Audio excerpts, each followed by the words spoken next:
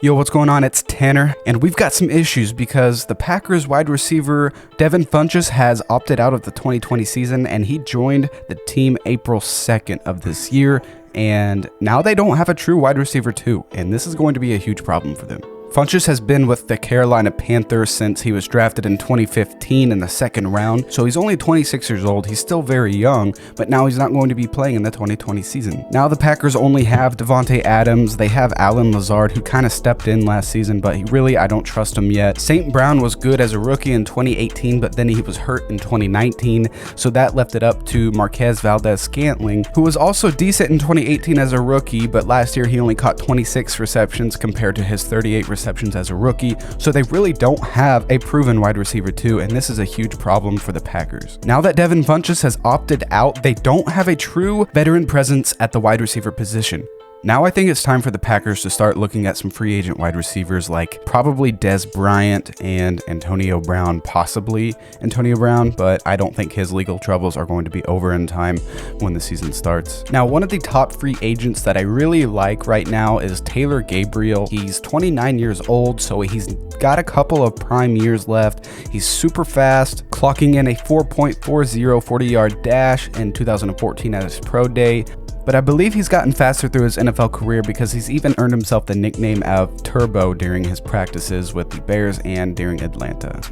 So I really think a pickup like Taylor Gabriel would be nice for the Green Bay Packers because he can really stretch the field and he can also play slot, because all of the Packers wide receivers right now are over 6 foot tall, so they're kind of those taller threats and they have big bodies at the moment, so they don't really have a slot receiver, and I think Taylor Gabriel could really fit the slot, and he could also be a very nice vertical deep threat for the Green Bay Packers.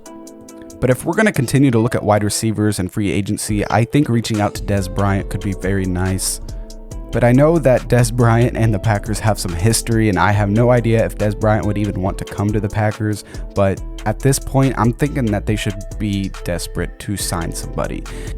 And I believe looking at Dez Bryant would be a viable option for them because he has been a trusted wide receiver ever since he's entered the league. Dez Bryant has caught 531 receptions for 7,459 yards in his NFL career, and he has 73 receiving touchdowns in his NFL career as well.